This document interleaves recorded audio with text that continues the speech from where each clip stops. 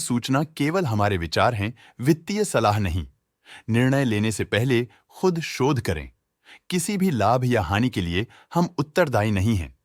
आज हम देख रहे हैं रैमको सिस्टम्स लिमिटेड के 2025-26 Q1 की standalone financial performance. Starting with the sales, पिछले क्वार्टर से सेल्स में 4% का इंक्रीज हुआ है, मगर कंपनी ने पिछले साल के मुकाबले 33.5% का सेल्स इंक्रीज रिपोर्ट किया। Expenses 41.5% quarter on quarter increase हो गए हैं, जो साल भर के -8.5% के डिक्लाइन के साथ अलाइन करता है। क्वार्टरली सेल्स के कंपैरिजन में एक्सपेंसेस इंक्रीज होना दिखाता है कंपनी ने एक्सपेंसेस मैनेज करने के लिए स्ट्रगल किया। हालांकि कंपनी ने एनुअली अच्छा परफॉर्म किया। ऑपरेटिंग प्रॉफिट ने उम्मीद से कहीं ज्यादा परफॉर्म किया है, जो पिछले साल के मुकाबले 5 गुना से ज्यादा बढ़ गया है।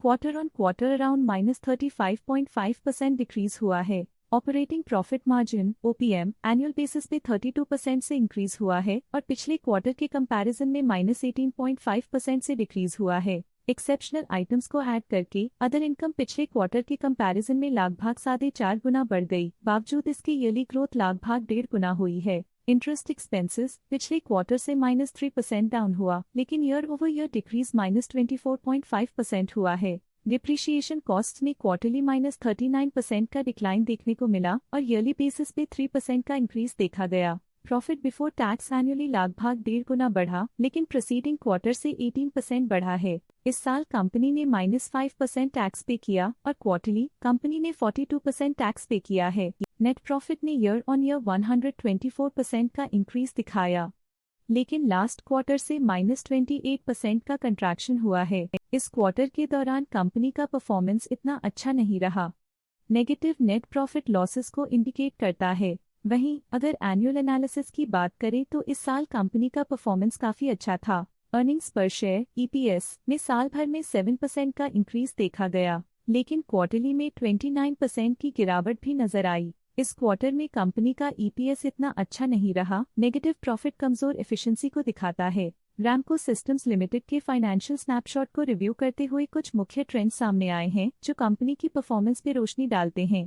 जून 2022 से जून 2025 तक रैमको सिस्टम्स लिमिटेड की फाइनेंशियल जर्नी में सबसे पहले बात करते हैं सेल्स की। इस साल सेल्स में 26.5% की वृद्धि हुई है और पिछले 4 सालों में 27% की वृद्धि हुई है, जो एक निरंतर अपवर्ड ट्रेंड को दर्शाता है। 2 साल पहले के टेम्पररी डिप के बाद सेल्स में वृद्धि ने फिर से रफ्तार पकड़ी है, जो बाजार की साइक्लिकल नेचर को उभारती है। अब बात करते हैं एक्सपेंसेस की। इस साल एक्सपेंसेस -20.5% घट गए हैं और पिछले 4 सालों में -17% की कमी आई है। इस साल सेल्स में एक्सपेंसेस के मुकाबले ज्यादा वृद्धि हुई है, जो अच्छी प्रॉफिटेबिलिटी को दर्शाता है। ऑपरेटिंग प्रॉफिट का सफर स्टेडली ऊपर चढ़ रहा है। इस साल लगभग 6 गुना की बढ़ोतरी के साथ और पिछले 4 सालों में लगभग 10 गुना का नोटिसेबल राइज हुआ है। एक टेम्पररी गिरावट के बाद ऑपरेटिंग प्रॉफिट ने लगातार दूसरे साल वृद्धि को बनाए रखा है, जो बिजनेस ऑपरेशंस में साइक्लिकल अपटर्न को दर्शाता है। नेट प्रॉफिट का सफर ऊपर की ओर चल पड़ा है। इस साल 114.5% की चढ़ाई के साथ पिछले 4 सालों में 121.5% की शानदार वृद्धि हुई है।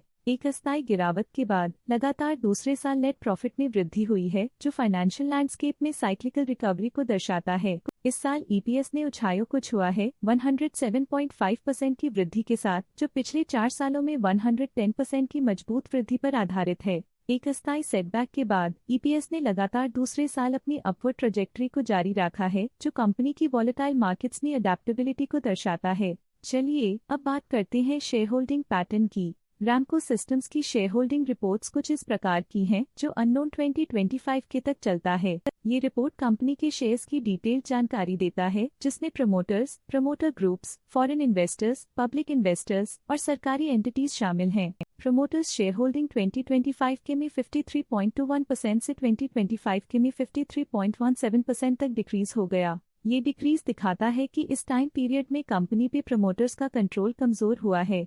पब्लिक हेल्थ शेयर्स का परसेंटेज 2025 के में 31.57% से 2025 के में 31.33% तक डिक्रीज हो गया। इस डिक्रीज से साफ है कि इस टाइम पीरियड में कंपनी में पब्लिक का हिस्सा डिक्रीज हुआ है।